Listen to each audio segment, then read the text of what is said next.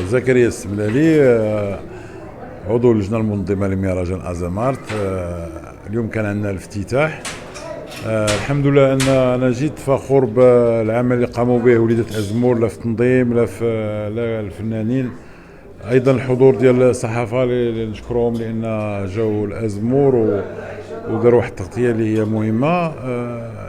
الأهداف ديال هذا المهرجان هو أننا نعطيو الأمل للشباب، فرصة باش أن الشباب فنانة يتلاقاو مع محترفين ويعيشوا في نفس المكان. حنا خلقنا واحد القرية ديال الفنان اللي فيها أزيد من 80 فنان، وتيذكروا بيناتهم، تيديروا اجتماعات، وايضا خرجوا هما ببعض المشاريع اللي في الاسابيع المقبله غتكون موجوده، وخلقوا واحد العلاقه اللي ما عمرهم ما غينساوها.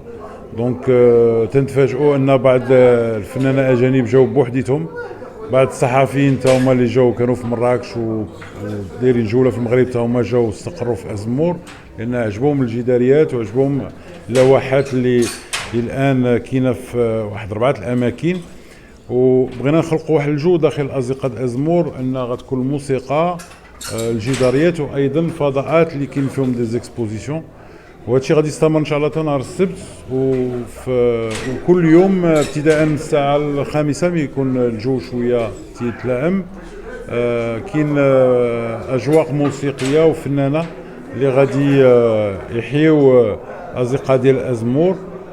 يوم السبت كيف قلت ابتداء من الساعه 8 و 8:30 كاين واحد الحفله ختاميه اللي غادي نعطيو فرصه لاولاد ازمور باش يبينوا على الكفاءات ديالهم. دونك غادي يكونوا عندنا دي رابور، كاين دي كوميك، تقريبا ساعتين المكانه. دونك فرصه لواحد العدد كبير ديال الفنانه.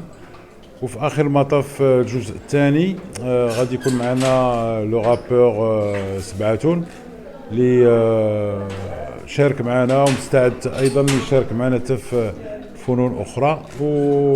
وهذا افتخار بالنسبه لمدينتنا اللي تنخليو ان الاجواء تكون طبع التفاؤل وواحد رؤيه جديده في المستقبل، لان ما خصناش نسولو بحال اللي قال كينيدي اش غتعطيني الدوله، خصني نقول اش انا غنعطي الدوله والامه المغربيه.